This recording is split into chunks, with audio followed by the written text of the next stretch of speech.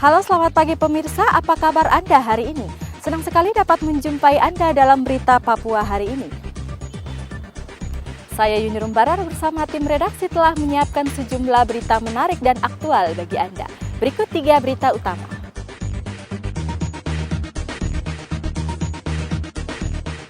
Diduga korupsi dana bantuan sosial, 7 kepala kampung distrik Mimika Barat diperiksa polisi.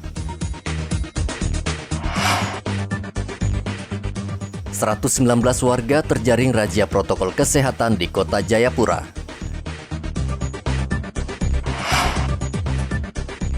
Lonjakan pasien COVID-19 makin tinggi, tempat tidur pasien di seluruh rumah sakit Mimika hampir penuh.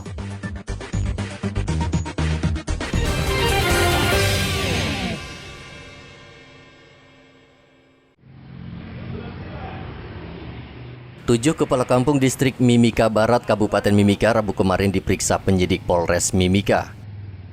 Pemeriksaan ini terkait laporan korupsi dana bantuan warga yang terdampak pandemi. 7 kepala kampung ini diperiksa sebagai saksi karena mereka menerima dana bantuan sosial tunai dari kepala distrik yang disalurkan ke kampung-kampung. Polisi menyebutkan dana yang diterima 7 kepala kampung ini jumlahnya sama, padahal setiap kampung memiliki jumlah kepala keluarga yang berbeda-beda. Permintaan keterangan yang dilakukan oleh penyidik kami di KOR itu terkait dengan dugaan penyelewengan dana bantuan sosial tunai di wilayah distrik Koponau. Saat hari ini yang dimintai keterangan adalah kepala kampung, kan ada 7 kepala kampung. Ini minta keterangan terkait dengan penerimaan dana yang diberikan oleh distrik ke kampung. Jadi kita tunggu hasilnya, masih dalam proses pemeriksaan. Setiap kampung kakaknya kan berbeda. Kemudian yang diberikan kalau kami lihat adalah tidak sesuai dengan jumlah kakak. Dan juga kepala kampung hanya menerima sekian puluh juta yang harusnya berapa puluh juta, intinya gitu. Kalau tahap pertama itu 650 juta 400 ribu rupiah, tahap kedua itu 316 500 ribu rupiah. Ini kenapa bervariasi angkanya dari 1, 2, 3? Karena dari kementeriannya seperti itu, ada pendivisitan anggaran. Dana bantuan untuk distrik Mimika yang dibagikan sejak tahun 2020 hingga 2021 sudah memasuki tahap kelima. Namun hingga saat ini, pihak distrik belum menyalurkan dana tahap keempat ke kampung-kampung. Setelah memeriksa kepala kampung, polisi juga akan memeriksa kepala-kepala distrik dan kantor pos untuk memastikan besaran dana yang disalurkan. Hingga saat ini belum ada satupun tersangka dalam kasus ini. Dari Mimika, Papua, Igo Batmomolin melaporkan. Situasi di distrik Nimboran, Kabupaten Jayapura saat ini sudah aman dan terkendali pasca pembakaran kantor polisi beberapa waktu yang lalu. Polisi saat ini masih memburu pelaku pembakaran. Kapolda Papua Irjen Matius Fakiri Rabu kemarin melihat langsung kondisi bangunan kantor polisi yang hangus terbakar.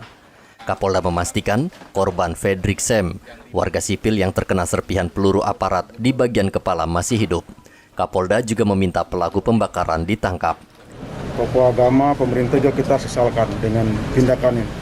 Yang kemarin berakibatkan terbakarnya polsek, yang menurut mereka sejak ada polsek itu di daerah ini, di Genyem ini, di distrik Nimboran ini, belum pernah terjadi. Nah ini memang kita sayangkan juga, memang sangat disayangkan. Tetapi ini sudah terjadi, ini bagian evaluasi menyeluruh, baik kami dari kepolisian, khususnya dalam pelayanan terhadap masyarakat. Itu nanti Pak Kapolres akan melakukan evaluasi dan juga termasuk bagaimana penanganan kemarin. Prosedur penanganannya itu akan ditangani juga oleh Polres. Nanti Pak Kabid Propam akan memberikan asistensi. Apa tindakan itu sudah sesuai prosedur apa tidak. Tentunya Polri kan ada 2 hal yang nanti dilihat dari secara disiplin maupun nanti pidana. Berkaitan juga dengan kasus yang sebelumnya yang mengorbankan itu juga akan kita lihat, kita evaluasi, kita proses, termasuk pembakaran ini. Tadi saya sampaikan di semua keluarga besar dan masyarakat ini kan bisa kita lakukan langkah-langkah lain, pendekatan lain. ada istilahnya kan restorasi justice dalam penyelesaian ini perkara. Senin lalu Mapolsek Nimboran dibakar sekelompok warga yang tak terima anggota keluarganya tertembak oknum polisi. Pembakaran kantor dipicu penembakan yang dilakukan oknum polisi terhadap warga bernama Fredrik Sem. Fredrik yang mabuk dan melakukan pemalakan terkena peluru karena melawan saat akan ditangkap petugas. Dalam tindakan anarkisme tersebut, 2 pucuk senjata serta 2 sepeda motor milik polisi yang diparkir juga hangus terbakar. Hendra melaporkan dari kota Jayapura, Papua.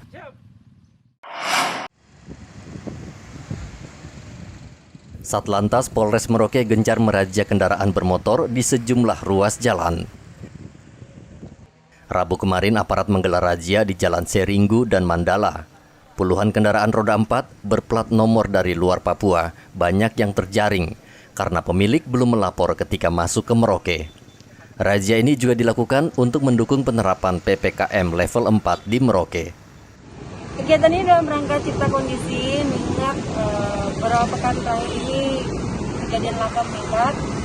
Jadi kita perlu tertibkan kembali sasaran kita pertama roda 4 ke atas. Nah, kalau untuk roda 2 terutama saudara-saudara kita yang pakai motor tidak menggunakan helm, kita suruh putar balik ambil helmnya terus boleh berkendara lagi. Tapi lebih ke plat luar, Bu, ya? Tidak, kita memang atensi kepada masyarakat yang pertama mohon maaf, platnya tidak lengkap, ada yang tidak pakai pasang plat, terus mungkin plat yang kita sinyalir bahwa tidak ada surat-suratnya, kita laksanakan continue, mengingat mungkin rekan-rekan juga monitor bahwa kejadian laka di Merauke ini seminggu itu paling tidak ada 3. Jadi kita harus bagi dalam suasana PPKM kita tetap menekan angka laka juga. Polisi berhasil menilang 16 pengendara roda 4 dan 23 pengendara roda 2. Selain razia kendaraan, polisi juga menghimbau pengendara untuk menaati protokol kesehatan. Muhammad Ridwan melaporkan dari Merauke, Papua. Vaksinasi massal yang digelar di halaman Mapolres Mimika Rabu kemarin dipadati ratusan warga. Petugas sibuk mengatur jarak antrian agar tidak berkerumun.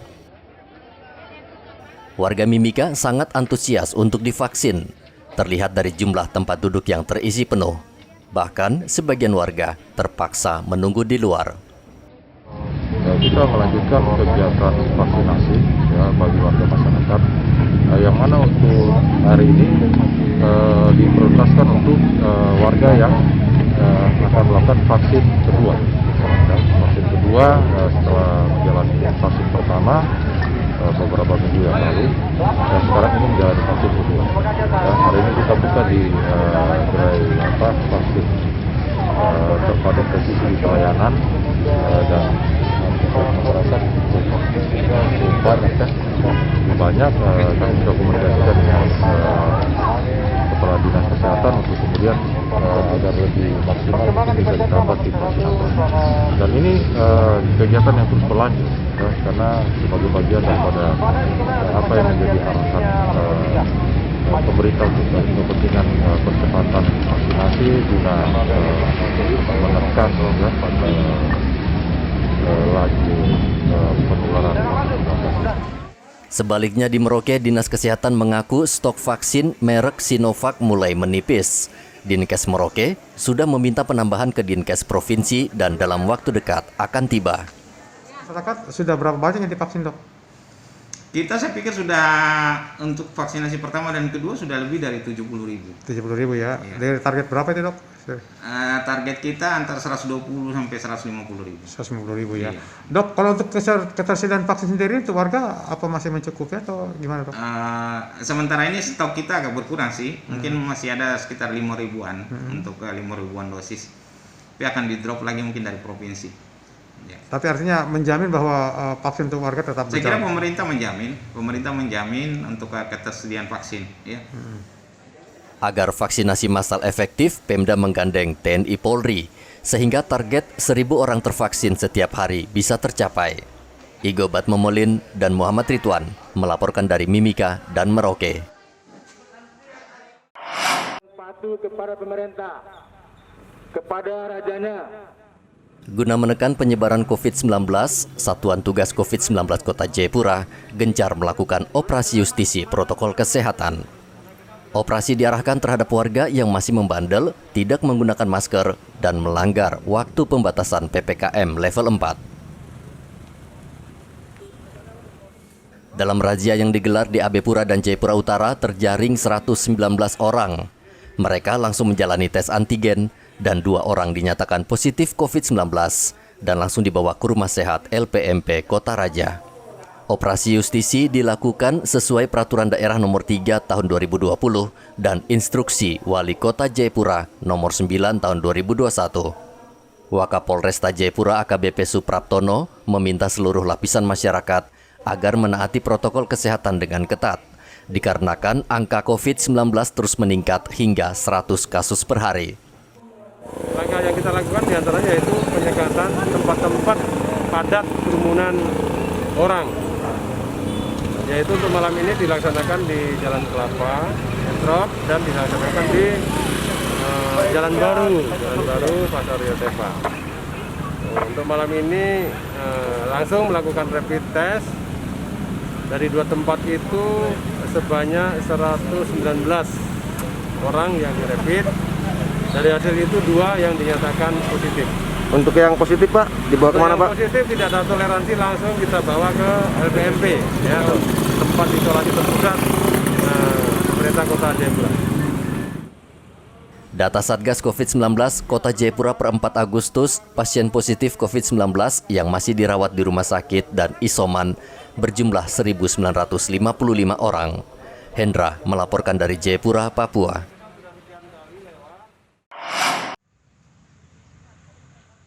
Satu anggota Paskibraka dan seorang pelatih terpapar COVID-19. Mereka berdua akhirnya batal mengikuti latihan, bahkan upacara 17 Agustus nanti karena harus menjalani isolasi mandiri.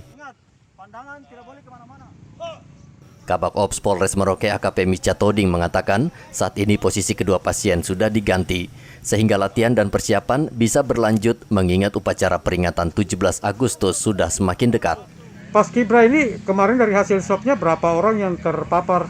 Ya, baik, jadi perlu saya jelaskan bahwa kemarin kita melaksanakan rapid antigen kepada pasukan Paskibraka dan pelatih, di mana pasukan Paskibraka ini berjumlah 14 dan pelatihnya 4. Dan kemarin sudah di rapid antigen sama dokter poliklinik kami. Dari hasil rapid antigen hasilnya keluar, di mana ada 1 pasukan Paskibraka yang memang reaktif sama 1 pelatih yang reaktif, seperti itu. Jadi untuk yang 2 orang ini tidak diikuti lagi, Pak Kabak? Ya, untuk sementara mereka harus isoman. Isoman ya? Ya, sambil menunggu beberapa hari, 1 minggu ke depan. Latihan Paskibraka dilangsungkan dengan prokes ketat. Paskibraka mulai berlatih sejak 2 Agustus hingga 14 Agustus mendatang sebelum dikukuhkan Bupati Merauke pada 16 Agustus. Muhammad Ridwan melaporkan dari Merauke, Papua.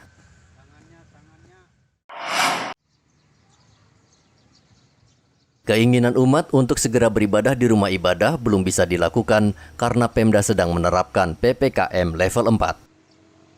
Saat ini rumah ibadah dinilai bisa menjadi tempat penularan jika dipaksakan dibuka.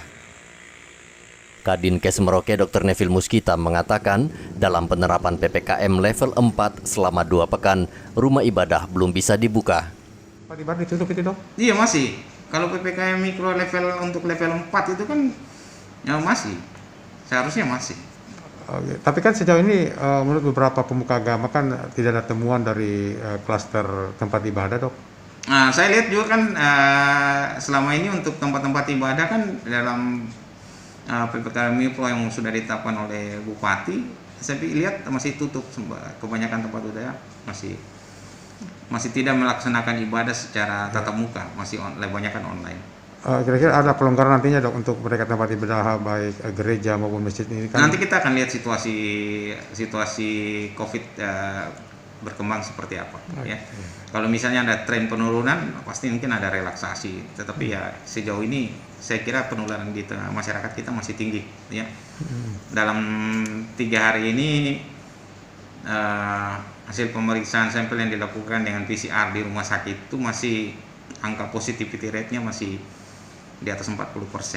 Jadi 80, 60, ya 40. Kemudian hari ini juga di atas 60%. Jadi penularan masih tinggi sehingga saya pikir untuk yang PPKM level 4 itu masih tetap berlaku. Sementara itu di Mimika, dalam sebulan terakhir, Satgas COVID-19 mencatat ada 60 pasien COVID-19 meninggal dunia. Kepala Dinas Kesehatan Kabupaten Mimika, Reynold Ubra, mengatakan dalam sehari rata-rata 5 pasien COVID-19 meninggal dunia. Memang kondisi hari ini masih saja angka kematian yang rata-rata adalah 5 kasus kematian per hari, kemudian sementara angka kesembuhannya turun, jumlah infeksi baru meningkat, kemudian positivity rate masih tetap di atas 25%, bahkan bisa mencapai, kalau perlayanan bisa mencapai 50% di wilayah Kota Timika. Dari 1 Juli sampai sekarang sudah 60. Dari tanggal 1 Juli sampai tanggal 29. Sudah 60 kasus. Kalau yang tadi Bapak bilang 5 orang per hari itu sejak kapan itu, Pak? 5 orang per hari 1 minggu terakhir. Ya, saya pikir memang ya setiap hari kami berduka. Saya setiap hari berduka karena mendengar pasien meninggal. Apalagi kami punya teman sejawat yang meninggal. Baru 1 orang dari petugas kesehatan ya? Mudah-mudahan tidak lagi. Tapi sejauh ini baru 1 orang. Kalau selama tahun 2021 1 orang, kalau tahun lalu 1. Reynold berharap dengan diberlakukannya PPKM level 4 selama 2 pekan dapat menekan angka kasus COVID-19 di Mimika. Muhammad Ridwan dan Igobat Momolin melaporkan dari Merauke dan Mimika.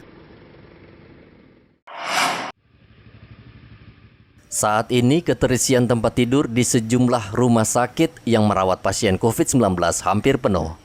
Kondisi ini sangat mengkhawatirkan karena keterisian sudah melebihi 90%. Bila angka positif COVID-19 terus membludak, maka rumah sakit sudah tidak bisa lagi menampung pasien. Kadinkes Mimika meminta warga masyarakat agar tidak menganggap remeh COVID-19. Jumlah pasien yang terus meningkat adalah bukti bahwa penyakit ini sangat berbahaya. Hari ini persentase keterpakaian atau keterisian tempat tidur itu sudah lebih dari 90%. Rumah sakit di wilayah Lowland itu ada 2 rumah sakit. Rumah sakit Mitra Masyarakat dan juga RSUD Mimika. Kalau hari ini ada orang yang tidak percaya bahwa COVID itu ada, hasil pemeriksaan lab menunjukkan di rumah-rumah sakit bukan cuma suku-suku tertentu. Distribusi orang terpapar COVID ini sudah merata. Baik penduduk asli, baik penduduk yang bukan penduduk asli. Kita bisa melihat sebenarnya 2 gambaran ini di setiap rumah sakit.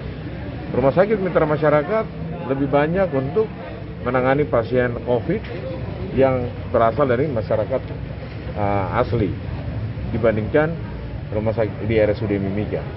Tingkat kematian pun sama. Hari kemarin itu ada 6 kematian. 3 dari RSMM, 3 dari RSUD. Kemarin? Ya. Nah, di antaranya penduduk Papua juga yang meninggal. Dan trennya ke sini semakin lama semakin banyak. Seperti itu. Tren OAP? OAP semakin lama semakin banyak. Jadi, belajar dari pengalaman HIV AIDS pertama kali di Timika tahun 96. Banyak orang berpikir HIV itu adalah penyakit PSK. HIV menyerang hanya orang pendatang. Dan sampai hari ini kasus HIV di Papua itu didominasi oleh masyarakat asli. Jangan kita mengulangi kesalahan yang sama dengan membuat persepsi masyarakat. Karena persoalan hak sehat itu hak hidup setiap orang, bukan hak per kelompok. Rabu kemarin 6 orang pasien COVID-19 meninggal dunia dalam sehari. Untuk itu Dinas Kesehatan meminta warga agar segera divaksin serta mentaati protokol kesehatan serta PPKM level 4 yang saat ini sedang diberlakukan di Mimika. Dari Mimika, Papua, Igobat Momolin melaporkan. Banyaknya pengendara yang belum menggunakan masker mendorong Palang Merah Indonesia dan Gerakan Mahasiswa Kristen Indonesia di wilayah Merauke turun ke jalan membagi-bagikan masker secara gratis. Pembagian ini dilakukan di Jalan Mandala dan Jalan Aru, Rabu kemarin. Selain masker, mereka juga membagikan telur ayam kepada pengendara dan warga untuk meningkatkan imunitas tubuh. Ini kegiatan yang dilaksanakan oleh Palang Merah Indonesia. Kita semua sebagai relawan PMI menggandeng adik-adik dari GMKI Merauke. Kegiatan kali ini yaitu pembagian masker dengan pembagian telur rebus untuk masyarakat yang sudah punya. Kita juga kasih masker untuk jadi cadangan masker gitu. Harapannya seperti apa ini? Harapannya untuk kegiatan ini? Harapan dari kegiatan ini, kita sudah sepakat dengan GMKI dan PMI untuk selalu melaksanakan atau melakukan kegiatan-kegiatan yang bersifat berbagi kasih dengan saudara-saudara semua, khususnya yang belum punya masker atau yang berkekurangan dalam gizi. Kita punya kelebihan, kita akan bantu. Salah satu contoh, kita sudah membuat telur rebus untuk dibagi untuk sama-sama ke masyarakat yang membutuhkan. Berapa banyak disiapkan maskernya dan telurnya ini? Telur yang kita siapkan untuk hari ini sekitar 600 butir. 600 butir. Jadi PMI, GMKI sama PT Havers Ulus Papua. Di sini kita menuju 17 Agustus Hari Kemerdekaan Republik Indonesia, melihat situasi pandemi ini semakin meningkat. Itu memang kita menyuarakan untuk teman-teman, mari kita hidup sehat. Dan saat sore hari ini kami lagi kegiatan pembagian masker gratis dan juga telur. Sekiranya ini kegiatan sederhana, tetapi kita saling mengingatkan hidup sehat itu perlu, dan juga memang kita harus wajib menggunakan masker. Di tengah meluasnya penularan COVID-19, ternyata masih banyak warga di Merauke yang tidak mematuhi protokol kesehatan. Saat PPKM level 4, juga masih banyak warga yang berkeliaran tanpa urusan yang jelas dan penting. Muhammad Ridwan melaporkan dari Merauke, Papua.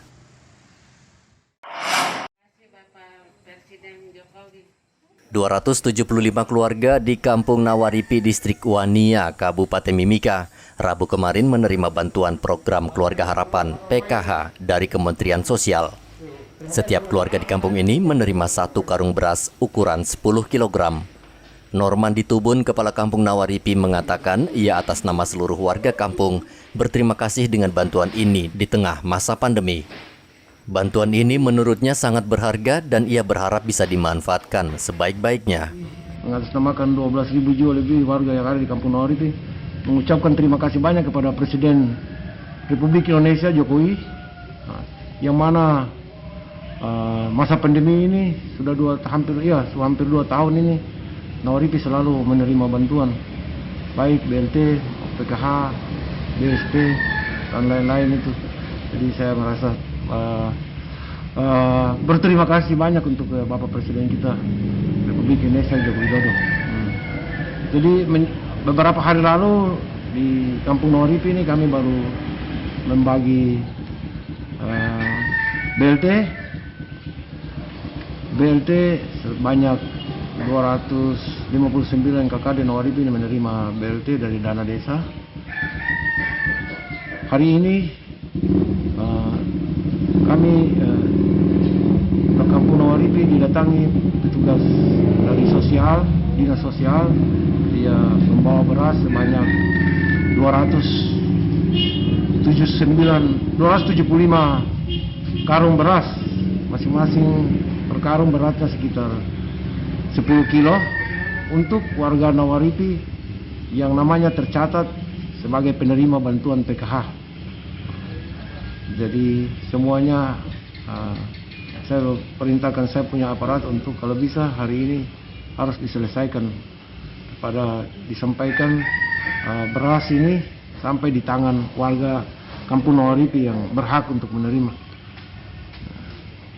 Jadi kepada warga Nawaripi yang menerima bantuan PKH ini, beras ini, saya berharap supaya jangan dilihat dari besarnya, tetapi itu adalah bentuk perhatian pemerintah kepada warga negara Republik Indonesia yang tinggal di Kampung Naoripi.